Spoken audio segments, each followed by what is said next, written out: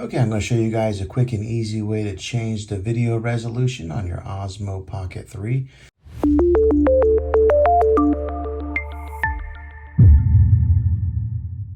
As you can see here on the bottom, it is by default a 1080p as you open it up out of the box. But some people may want to get that 4K resolution, better clarity of video. So the way to do that is you swipe up from the bottom like so, and you'll see that the video resolutions are here on the top. You just toggle over to 4K like that. And I recommend if you're just shooting an everyday regular footage, the 4K 30 is a good frame rate to be at.